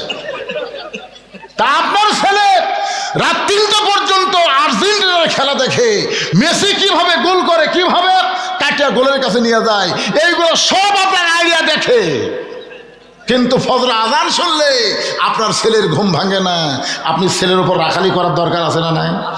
আপনি জানেন আপনার ছেলে যখন এই ফজর আজান সময় ঘুম পাড়বে, এই ছেলে সকালবেলা উঠে চলে যাবে স্ক্যান পরে, এমন একটা ফুল প্যান্ট পরে কলেজত যাবে। আপনি মনে করেন আমার ছেলে তো সেই ছেলে রে, সারাদিন ঘরে পেশাব করে খাড়া হয়ে থাকে, পানি টানি লাই না, টপ টপ করে পেশাব দিয়ে সব মাখা ফেলা, নাপাক অবস্থায় বাড়ি ফিরে আসে। আপনি একজন বাবা হিসাবে আপনার ছেলের দিকে রাখালি করার দরকার আছে না নাই? জোরে কোন আছে না নাই? আপনি বলবেন বাজান আসো মসজিদে যাই, আবার আসার পরে বলবেন বাজা একসাথে আমরা ভাত খাই, একই সঙ্গে ভাত খাবেন, একই সঙ্গে নামাজ পড়তে যাবেন। আপনার বাড়িতে একটা 17 বছরের বকনা আছে, বকনার উপর করতে কইলাম, আসল কথা হলো একটা মেয়ে, মেয়েটার বয়স হলো 17 বছর। এই মেয়েটাকে আপনি বাবা হিসাবে কি বানাবেন? পরিমণি বানাবেন না ফাতেমা বানাবেন? বাবা হিসাবে আপনার সিদ্ধান্ত নেওয়ার দরকার আছে না নাই? এ কথা এখন আছে না নাই? আপনার মেয়েটাকে আপনি কি করবেন? যদি রাখালি করেন তাহলে আপনার মেয়েটা ফাতেমা হবে, আর যদি রাখালি না করেন আপনার মেয়েটা আস্তে আস্তে পরিমণি হবে। একজন মুসলমান তার মেয়েকে কোনো সময় পরিমণি করবে না, একজন মুসলমান তার মেয়েকে ফাতেমা বানানোর চেষ্টা করবে। জোরে কোন ঠিক কি না? আল্লাহর নবী মেয়েটার সামনে দাঁড়িয়ে বললেন, ফাতেমা তুই কখনো মনে করিস না মা তোর বাবা আল্লাহর নবী বলে তুই জান্নাতি, তোর বাবা বিশ্ব নবী বলে তুই জান্নাতি, এইটা কখনো মনে করিস না মা। ফাতেমা বলে, বাবা আমি তো সব সময় মনে করি আমার বাবা হলো বিশ্ব নবী, এই কারণে আল্লাহ আমাকে জান্নাত দিবে। রাসূল বলে, ফাতেমা রে তোর বাবার কারণে আল্লাহ তোকে জান্নাত দিবে না, জান্নাতে যদি যাবার চাস মা জান্নাতের আমল করে তোকে জান্নাতে যেতে হবে। ফাতেমা বলতেছে, বাবা তাহলে কি আমল করব যে আমল করলে আল্লাহ আমাকে জান্নাত দেবে? রাসূল বললেন, ফাতেমা মাত্র 4টা আমল করবি মা। 1 নম্বর হলো পর্দা, পর্দা যদি না থাকে পরের 3টা আমলের কোনো দাম নাই। 2 নম্বর হলো স্বামীর কথা মতো চলা, 3 নম্বর হলো 5 ওয়াক্ত নামাজ পড়া, আর 4 নম্বর হলো রমজান মাসে রোজা রাখা। মাত্র এই 4টি আমল যদি করতে পারিস ফাতেমা, 8টা জান্নাতের দরজা আল্লাহ খুলে দিবে, যে কোনো দরজা দিয়া তুমি জান্নাতে প্রবেশ করবা। ফাতেমা বলতেছে, বাবা এই 4টি আমলের মধ্যে সবচাইতে গুরুত্বপূর্ণ আমল কোনটা? আল্লাহ রাসূল বললেন পর্দা। আমার মায়েরা যারা পর্দার অন্তর আছেন একটু মনোযোগ দিয়ে শোনেন। গভীর রাত্রে ফাতেমা স্বামীকে বুকের মধ্যে নিয়ে বলে, স্বামী গো আল্লাহ পাক আমার দোয়া কবুল করছে। আলী বলতেছে, ফাতেমা দোয়া কবুল করে তাহলে আনন্দ করো। ফাতেমা বলে, স্বামী কি দোয়া আল্লাহ কবুল করছে আপনি কি শুনবেন না? আলী বলতেছেন, কি দোয়া? ফাতেমা বলতেছে, পর্দার ভিতরে আল্লাহ পাক আমার মৃত্যু দিবে। আলী মুসকি মুসকি হাসে, যে মানুষটা সারা জীবন পর্দা করলো তার মৃত্যু তো পর্দার মধ্যে হবে। আর আমাদের বাংলাদেশে সারা জীবন পর্দা করে না, মরার পরে 5 কাপড় দেয়। জোরে কোন ঠিক কিনা? সারা জীবন পর্দা করে না, একের খাটনি চাদর দিয়ে ঢাকা তো। ফেরেশতা বলতেছে, আল্লাহ এই মেয়া যখন জীবিত আছিল গোটা 10 গ্রামের সব মরদ চেনে, 10 গ্রামের সব মরদই চেনে কার বউ। তো মরার পরে 5 কাপড় দিয়ে আবার খাটনি পর্যন্ত চাদর দিয়ে ঢাকলো, কারণ কি? তখন আল্লাহ বলতেছে, ওটা বাংলাদেশ রে, ওই দেশের মেয়েরা বাঁচতে পর্দা করে না রে, মরার পরে করে রে। আপনারা বলেন তো মরার পরে পর্দা করে কোনো লাভ আছে? মরার পরে 5 কাপড় দিলেন, বেঁচে থাকতে কয় কাপড়? হযরত আলী বললেন, ফাতেমা সারা জীবন তুমি পর্দা পর্দা করলা, পর্দার মধ্যেই তোমার মৃত্যু হবে। এখানে আবার কান্নার কারণ কি? ফাতেমা বলে, স্বামী গো, এই মৃত্যুটা কবে হবে আপনি কি শুনবেন না? আলী বলতেছেন, ফাতেমা, মরার খবর কেউ জানে না। ফাতেমা বলতেছে, আল্লাহ পাক আমাকে জানাইছে আজকে গভীর রাত্রে ফাতেমার মৃত্যু হবে। যেই মাত্র কইছে আজকে গভীর রাত্রে ফাতেমার মৃত্যু হবে, গাছের গোড়া কাটলে গাছটা যেমন ঠাস করে পড়ে যায়, হযরত তেমনি পড়ে গেলেন ঘরের মাজায়।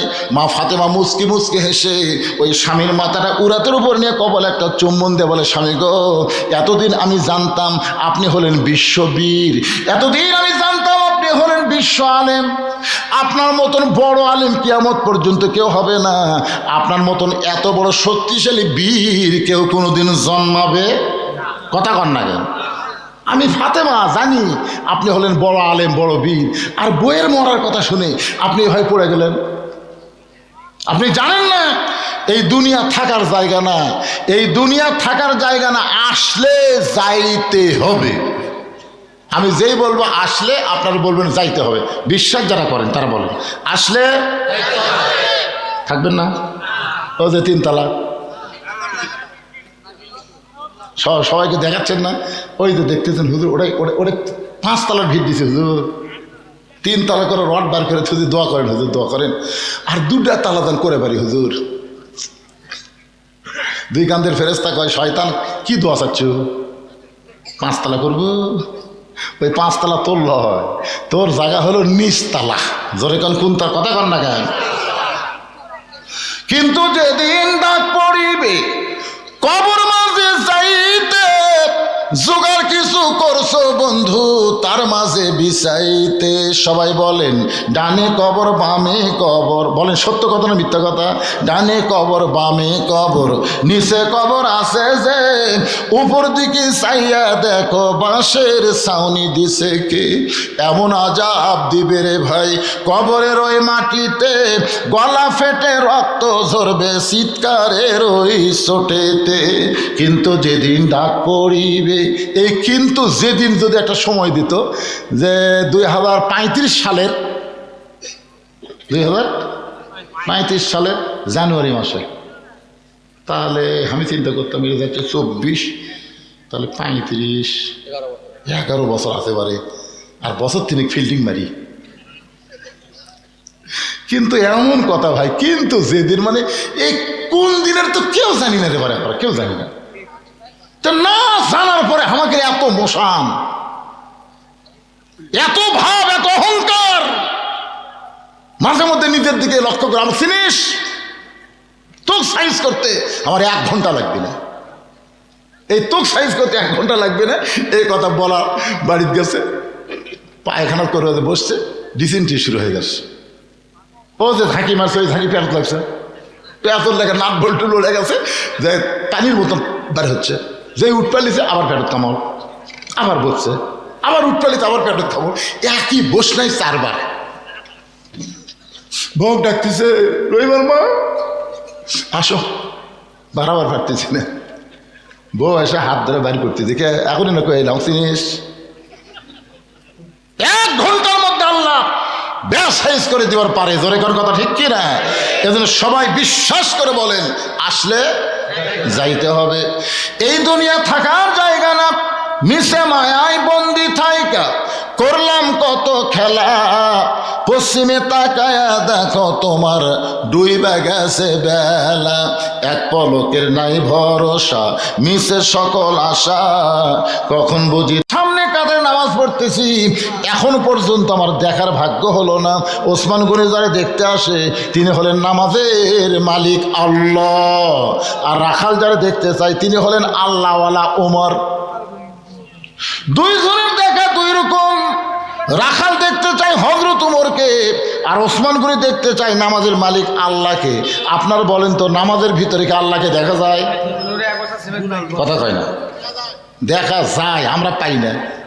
দেখা যদি না যাবে তাহলে আল্লাহ রাসূল কেন বললেন আসসালাতু মিরাজুল মুমিনিন, নামাজ হচ্ছে মুমিনদের মেরাজ।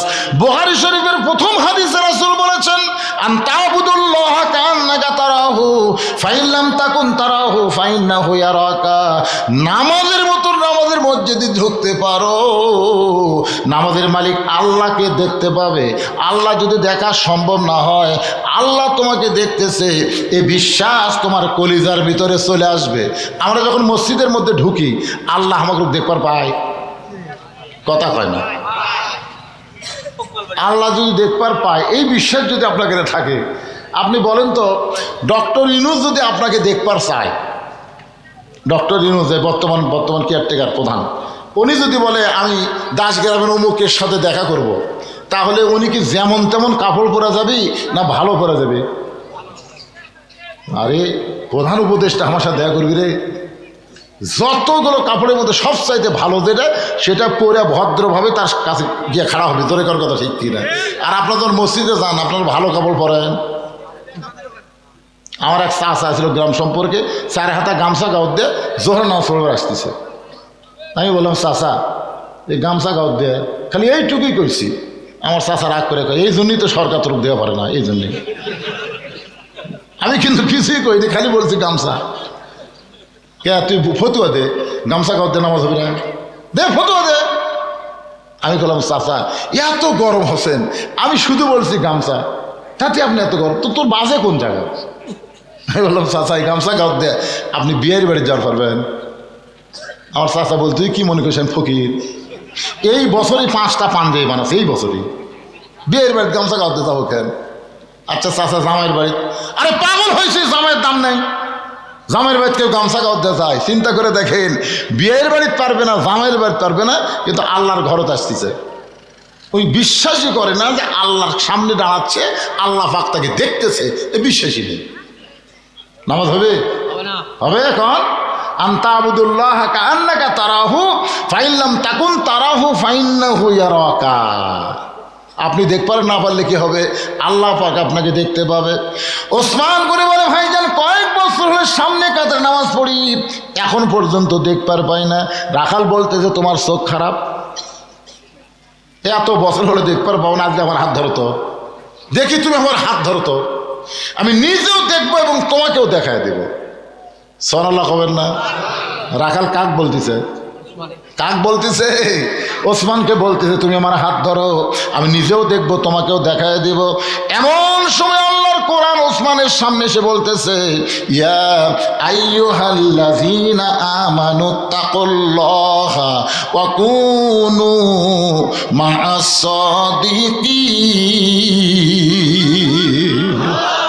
এই আয়াতের মধ্যে দিয়ে আল্লাহ কি বলতেছে? তোমরা সত্যবাদী সদিকিনদের সাথী হও। এই সাথী মানে সত্যবাদীর দল করো, এই সত্যবাদীর সিল মারো, সবই আছে এর মধ্যে, আছে না নাই? অকুনু মা'আস সাদিকিন, এই মা শব্দের বহু ব্যাখ্যা। সত্যবাদীর দল করো, সত্যবাদীর সাথী হও, সত্যবাদীর সিল মারো, সত্যবাদীর ক্ষমতা পাঠাও, ভালো লোক। এই আয়াতের বহু অর্থ করা যাবে। তো এখন কথা হলো, অকুনু মা'আস সাদিকিন। ওসমান গনি চিন্তা করতেছে, আল্লাহ নিজের যোগ্যতায় আমি তোমাকে দেখতে পাইনি, আজকে এমন একজন পাইছি, সে নিজেও দেখবে এবং আমাকেও দেখায় দিবে। ভালো মানুষ সবাইকে কিন্তু ভালো মনে করে, জোরে কোন ঠিক কিনা? ওসমান গনি নরম তেলের মানুষ, রাখালের হাতটা ধরে বসে আছে। কিছুক্ষণ পরে যখন নামাজের সময় হয়েছে, জামাতের সময়, এমন সময় মুয়াজ্জিন আকামত দেওয়া শুরু করছে। মুয়াজ্জিন যখন আকামত দেয়, এমন সময় হযরত ওমর মেহরাবের মধ্যে ঢুকছে। রাখাল খালি ওসমান গনি কিন্তু হাত ধরে আছে। রাখাল টানালে দেখতেছে, কি এটা তো এই নামাক করলো যে ওমরকে দেখতে গেলে সামনে কাতারত যাও, তা এসে দেখি এটা নিয়ে এই মালিক ঘুরতেছে। ওসমান গনি কিন্তু হাত ধরে আছে, আর রাখাল খালি চিন্তা করতেছে, কে রে? মুয়াজ্জিন যেই মাত্র বলেছে কদ কামাতিস সালাত, কদ কামাতিস সালাত, সঙ্গে সঙ্গে রাখাল আল্লাহু আকবার। ওসমান গনি হাত ছাড়ে দিয়ে বলতেছে, কে রে ভাই, ইমাম সাহেব ভুল করলে মানুষ লোকমা দেয়, আর আকামতি শেষ হয়নি, তুমি আল্লাহু আকবার লোকমা দিলা। রাখাল বলতেছে, এই জন্যই তো তুই কানা, এই জন্য এত বছর হলে সামনে কাতারে নামাজ পড়িস, এখন পর্যন্ত দেখবার পাস না, এই জন্যই তো তুই কানা। ওসমান গনিকে যখন রাখাল কানা কানা বলতেছে, এমন সময় দ্বিতীয় কাতারে একজন সাহাবী দৌড়ে এসে রাখালের হাতটা হ্যাঁচকা দিয়ে বলে, পাগল, যেই ব্যক্তি এতক্ষণ তোর হাত ধরেছিল ওই মহান ব্যক্তিকে তুই চিনিস? এই মহান ব্যক্তিরে তুই চিনিস না পাগল? রাখাল বলতেছে, বারান্দার নামাজ পড়ি, ভিতরের কাউকে আমি চিনি না। সাহাবী বলতেছে, পাগল রে, তুই যাকে কানা কানা বলে তিরস্কার করলি, ওই মানুষটা হলো আল্লাহ নবীর ডবল জামাই ওসমান গনি। রাখাল ছোট বাচ্চার মতন ফোপায় ফোপায় কাঁদতেছে। এই জন্যই মসজিদের মধ্যে ঢুকতে চাই না, কারণ মসজিদের মধ্যে দামি দামি সাহাবীর মধ্যে আমি রাখাল কেমনে দাঁড়াই। এই জন্যই বারান্দায় নামাজ পড়ি। কিন্তু ওই পথিক আমার সর্বনাশ করছে। ওমর ফারুকের দিকে আঙ্গুল তুলে বলতেছে, ওই পথিক আমার সর্বনাশ করছে। ওই পথিক আমারে কইছে, ওমরকে যদি দেখবার চাও তাহলে সামনে কাতারে নামাজ পড়লে মেহরাবের মধ্যে যাকে দেখতে পাবা সেই হলো হযরত ওমর। আমি বারান্দা থেকে সামনে কাতারে আইছি শুধু হযরত ওমরকে দেখার জন্যে। কিন্তু ওমরের জায়গায় যদি পথিককে দেখতে পাই তাহলে তোমরাই বলো, লোকমা দেওয়া ছাড়া তো উপায় নাই। আমি আল্লাহু আকবার লোকমা দিয়া ওই পথিককে মেহরাব থেকে সরাই দিব। ওই জায়গায় হযরত ওমরকে আমি এক নজর দেখতে চাই। হাজার হাজার সাহাবীরা কান্দে। মসজিদের ভিতরে সমস্ত সাহাবী যখন কাঁদতেছে, রাখাল চিল্লায় বলে, বারান্দায় নামাজ পড়া ভালো, এই ভিতরে কেন কান্দাকান্দি শুরু হয়ে গেল? ওসমান গনি বলে, রাখাল ভাই, ভিতরে কান্দার কারণ হলো তুমি যারা পথিক পথিক বলতেছো তিনি হলেন হযরত ওমর। গাছের গোড়া কাটলে গাছটা যেমন ঠাস করে পড়ে যায়, রাখাল তেমনি মেহরাবের মধ্যে পড়ে কাটা মুরগির মতন ছটফট করতেছে আর বলতেছে, আমিরুল মুমিনিন, আমি আপনাকে তওবা পড়াইছি, আমি আপনাকে মুনাফিক কইছি, আমি আপনাকে ভণ্ড কইছি। এত কথা বলার পরেও আপনি অধম রাখালকে কিছুই বলেননি।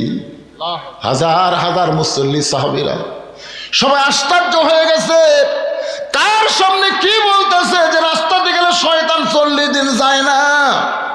আল্লাহ নবী বলেছেন, আমার পরে কেউ যদি নবী হতো আল্লাহ ওমরকে নবী বানাই দিত। আর সেই মানুষটার সামনে বলতেছে, আপনাকে আমি তওবা পড়াইছি, আপনাকে মুনাফিক কইছি, ভণ্ড কইছি, অদম রাখালকে আপনি কিছুই বলেন নাই। সঙ্গে সঙ্গে হযরত ওমর ওই পড়ে যাওয়া রাখালকে এক টানে তুলে বুকের সঙ্গে চাপটে ধরে কপালে একটা চুমা দেয়। সাহাবীরা রে, এ রাখালের এত কথা হজম করার পিছনে একটাই মাত্র কারণ, আমি রাখালকে দেখি নাই, রাখালের ভিতর আমার আল্লাহর কোরআন দেখতে পাই। এখান থেকে প্রমাণ হলো, কোরআন শুধু ওয়াজ শোনার জন্য আল্লাহ আমাদেরকে দেয় নাই, বাস্তবে আল্লাহর কোরআনকে আমাদের গ্রহণ করতে হবে। যদি কোরআনকে গ্রহণ করতে পারি আর কোনো জালেমের জুলুম আমাদের সহ্য করা লাগবে না, আর কোনো ফ্যাসিস্ট ক্ষমতার চেয়ার পাবে না। ভালো মানুষগুলোকে আমরা বাছাই করে করে আল্লাহর কোরআনকে বুকে নিয়ে সংসদে পাঠাবার চাই। এই তৌফিক যেন বাংলাদেশের জনগণকে আল্লাহ দেয়। জোরে গণ আমিন। আল্লামা সাইদি হুজুর যতবার কোর্ট কাছে আদালত থেকে প্রত্যেকবার কোরআন শরীফ কোথায় দেখেন না আপনারা? এই জন্যই তাকে বলা হতো কোরআনের পাখি। আজকে আপনারা সেখানে কোরআন থেকে ওয়াজ শুনে গেলেন, কোনো লাভ নেই। সারা জীবন খালি নামাজ পড়বেন, নামাজ কায়েম হবে না। আর নামাজ কায়েম না হলে আমাদের ছেলেরা মোবাইল দিয়ে ঘুরবি, অশ্লীল ভিডিও দেখবে। আল্লাহ কোরআনে বলেছে, ইন্না সালাতা তানহা আনিল ফাহশাই ওয়াল মুনকার, একমাত্র নামাজই পারে মানুষকে যাবতীয় খারাপি থেকে বাঁচাই দিতে। আল্লাহর কোরআন বাদ দিয়ে যত দল ক্ষমতার যাবে, ওরা ক্ষমতার যায় যমুনা ব্রিজ করবে, পদ্মা সেতু করবি, রাস্তা করবি, ঘাট করবি, কিন্তু আল্লাযীনা ইম্মাক্কান্নাহুম ফিল আরদ আকামুস সালাত, নামাজ কায়েমের কোনো আন্দোলন করবে না। জোরে কোন কথা ঠিক কি না? এই জন্য আমাদের ছেলে মেয়েরা, আমাদের বাচ্চারা নামাজি হোক। আপনারা চান না? চান কে চান না? আপনি মরে গেলে আপনার কবরের পাশে গিয়া রব্বির হামহুমা কামা রব্বায়ানি সগীরা বলে দোয়া করবে, এটা যদি চান তাহলে আপনার সন্তানগুলোকে এই দাসগ্রাম মাদ্রাসায় ভর্তি করে দেন। ভর্তি হোক, শিশু অবস্থায় পাক পবিত্র শিক্ষা গ্রহণ করুক। কারণ এই কোরআনের এমন একটা ক্ষমতা যে আপনি নাপাক অবস্থায় এর ধারে কাছে আসতে পারবেন না। লা ইয়ামুসসুহু ইল্লাল মুতাহহারুন, পবিত্র না হলে কোরআন স্পর্শ করা যাবে না। তা আপনার মাসুম বাচ্চাকে আপনি দাসগ্রাম বাদ দিয়ে প্রাইমারি দিলেন, দেন ওই প্রাইমারি যে কী করবি, পেশাব কেমন করে করা লাগে শিখাবি, ওই পেশাব করে পানি নিবি। ক্লাস 2 এর ছাত্র খাড়া হয়ে মারতেছে, কে রে ভা বসিস না কেন, কোন ক্লাসে করে 2 পড়িস চাষা, তো বসা পেশাব করবি, স্যার শিখাইনি কেমনি পেশাব করা লাগে। মুসকে মুসকে হাসার করে স্যার যে কথা, প্রাইমারি পেশাব করে যেদিকে আমার স্যারই খাড়া হয়ে পেশাব করে, আর স্যারই খাড়া হয় আমার, তাহলে আমি বসবি একদম বাগডম ঘোলাডম সাজে ঢাক ঢোলক ঝাঁঝের বাজে মিথ্যা শিক্ষা দিয়ে মিথ্যার একটা ফ্যাক্টরি বানাচ্ছেন আপনার বেটা। এই ফ্যাক্টরি যদি মিথ্যা থেকে সত্য বানাবার চান, এই নুরানি মাদ্রাসায় ভর্তি করে দেবেন, দেখবেন নুরানি মাদ্রাসায় ক্লাস 3 পড়বে, প্রাইমারি 5-এর ছাত্রছাত্রীকে পড়াবার পারবি। সুবহানাল্লাহ না কেন? আর হাতের লেখা আরবি দেখলে মনে হয় এখনই ছাপা দিল, ইংরেজি দেখলে মনে করেন বই পুস্তকের লেখা, হাত দেখে এমনি লিখলো, আর বাংলা লেখা দেখলে মনে হয় এটা ডক্টর কামাল নাকি রে। সুবহানাল্লাহ। এই নুরানি মাদ্রাসা এখানে চালু হচ্ছে। আপনার ছেলে মেয়েকে ছোট্ট অবস্থায় পবিত্রতা শিক্ষার জন্য মাদ্রাসায় ভর্তি করে দেবেন।